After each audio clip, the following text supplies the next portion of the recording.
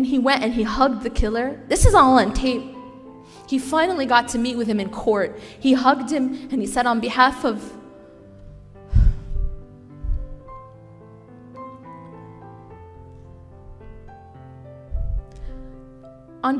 me and my late wife, I forgive you for what you've done.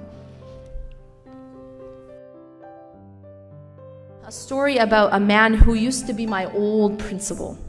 So talking like over a decade ago, I used to teach at an Islamic school, and he was the principal. He was an older gentleman from Thailand. And what happened is I taught at the school for about 2 years, and then I moved. And I hadn't kept in touch with the principal. I hadn't seen him or anything. So recently, a few months ago, in fact, I went to a conference, and it just so happened that he had moved to that city. So I saw him after 10 years. And at this point, he's older. He's probably in his 70s. He's retiring, actually, this year. So I found out that some things had happened to him over these last 10 years. One of the things that happened is his wife, his beloved wife, she had gotten cancer and she had passed away. Inna lillahi wa inna ilayhi raji'un. May Allah have mercy on her soul. And something else happened.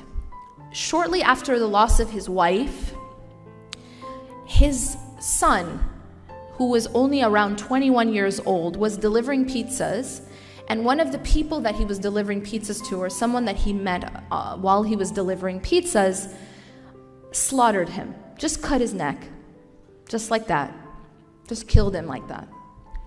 So this man gets a call at 3 o'clock in the morning, and the call is basically, your son is gone, just like that, no warning, nothing.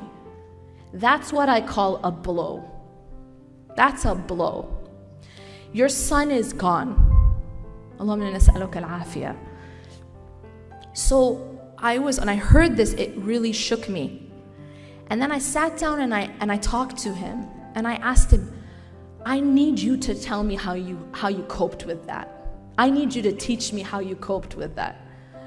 And he told me what happened. He said that when he got the call, obviously he was in shock.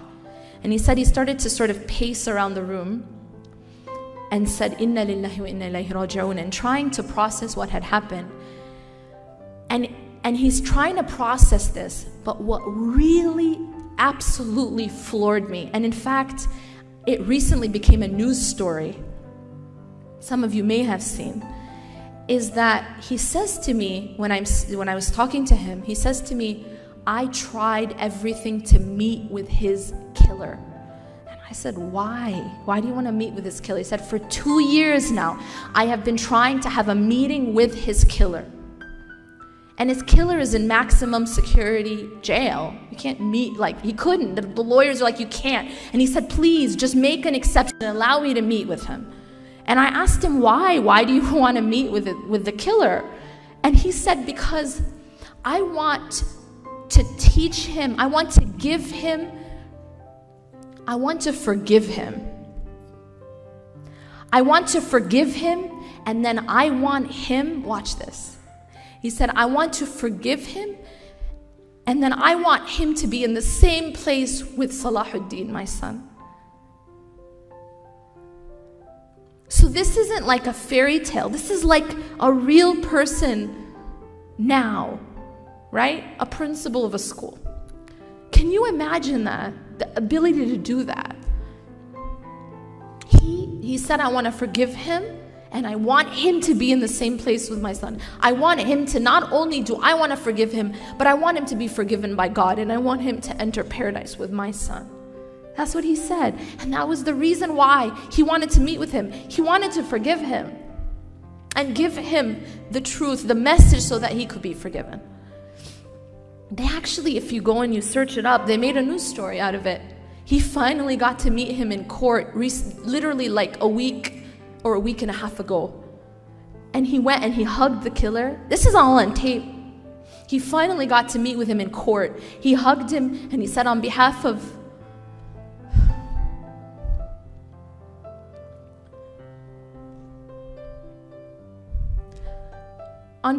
me and my late wife, I forgive you for what you've done.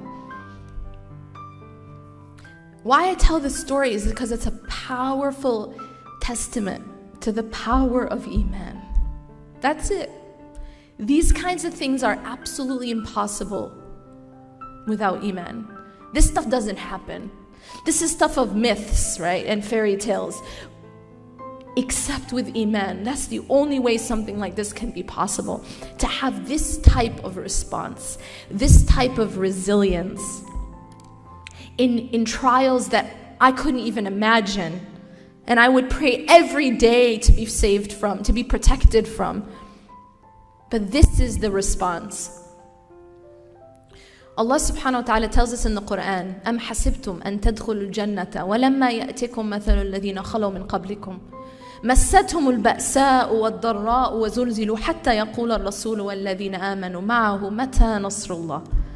Do you think that you will enter paradise without going through that which those who came before you went through? They went through difficulty and adversity, and they were shaken. They were so shaken that even the messengers and those with the messengers were calling out and asking, when will the help of God come? Mata Nasrullah. And Allah subhanahu wa ta'ala ends this ayah by reminding us, Ala inna nasrullahi qareeb. Indeed, the help of Allah is near.